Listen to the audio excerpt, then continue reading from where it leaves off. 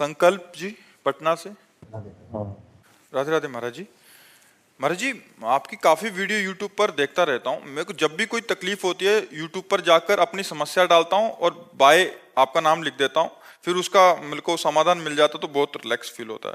महाराज जी, मेरा एक प्रश्न है। महाराज जी, हम मेडिकल फील्ड में जुड़े हुए हैं, अचानक किसी के अंतिम संस्कार में जाना पड़ता है, फिर तुरंत उसी कपड़ों में हम क्या विवाह आदि में और निमंत्रण आदि में, क्योंकि घर घर वैसे नहीं, जब हम किसी के दाह संस्कार में जाएं तो हमें वस्त्र सहित स्नान करना चाहिए। हमें अपने शरीर को पवित्र करना चाहिए, अपने वस्त्रों को धोना चाहिए, नवीन वस्त्र धारण करके फिर किसी के शुभ संस्कार में जाएं। वो जब हम दाह संस्कार करते हैं तो जिस नदी या जिस सरोवर या जिस क्षेत्र में करते हैं वहीं से स्नान करके घर आया जाता है। हमारे यहाँ की पद्धति थी कि सचल स्नान करके जिस स्थिति में गए उसी स्थिति में स्नान करके भींगे हुए कपड़ों से घर आते थे। घर सूखे हुए कपड़ों से नहीं आते थे।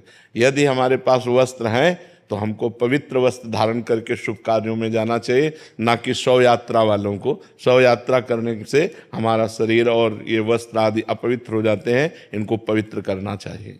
सूतक घर में पड़ गया हो, जैसे कोई खत्म हो गया, तो उसमें मंत्र जो गुरु दीक्षा लिए तो उनका क्या? हाँ, नहीं जपना चाहिए, मंत्र अंदर से जपना जो अपना गुरु आज्ञा है। हाँ, बिल्कुल नहीं, उसके लिए जप के लिए नहीं मना है। अंतरात्मा से जप नहीं करोगे, मर गए तो वो तो मर ही गया, तुम भी व्यर्थ में मर गए। और भगवान का स्मरण चल रहा है, मर गए तो परम पद प्राप्त होगा। जैसे महाराज जी, जैसे कि आप कहते हैं ना कि सिर्फ अपने आराध्य का 2 बार नाम ले लो, मतलब नाम ले लो उसी से। हमने 2 बार वाली बात तो कभी कही नहीं, हम तो निरंतर वाली बात करते हैं। 2 बार वाले से हमारी बात नहीं बनेगी। तो जैसे कि महाराज जी, अगर कहीं मृत्यु में जाएं और उसके बाद में अपने आराध्य का नाम ले लें और उसके बाद में शायद पवित्र हो सकते हैं, मतलब नहीं, ऐसे नहीं। वो जो हमने कहा पवित्र पवित्रो वा सर्वावस्थांग तो पीवा या स्मृत पुंडरीकाक्षम सवायाभ्यांतरा शुचि, वो स्मरण के लिए कहा है। बाह्य क्रियाओं के लिए जैसी शास्त्र मर्यादा वैसा तस्मात् शास्त्रम प्रमाणन्ते कार्याकार्यो व्यवस्थित हो। हमें अपने शरीर और वस्त्रों का प्रक्षालन करना ही चाहिए, उसमें कोई गणित नहीं लगानी चाहिए। भगवत स्मरण उस समय भी कर सकते हो जब शौचालय में भी बैठे हो, तब भी आप अंदर से राम राम श्याम श्याम कृष्ण कृष्ण हरि हरि राधा राधा रट सकते हो। भगवान नाम के लिए कोई भी नहीं। वो सवायाभ्यंतरा शुचि, वो बाह्य और अभ्यंतर दोनों से पवित्र हो जाता है, लेकिन ये बाह्य क्रियाओं के लिए हमें पवित्रता की आवश्यकता है। श्री हरिवंश महाराज जी, आपके चरणों में कोटि कोटि प्रणाम। महाराज जी, मैंने वृंदावन में राधा वल्लभ लाल जी के सामने प्रण लिया था और उनको वचन दिया था कि आज के बाद कोई गलत चित्र नहीं देखूंगा, वीडियो में नहीं लेना चाहिए, प्रण नहीं लेना चाहिए। 6 महीने सही लगा पर टूट गया हमारा। नहीं, प्रण नहीं लेना चाहिए, प्रार्थना करनी चाहिए। और नियम हम ऐसा प्रभु करना चाहते हैं कि मैं ना देखूं, पर बल आपका, प्रण मेरा नहीं, कसम मैं नहीं खा सकता। ये ध्यान रखो सब लोग।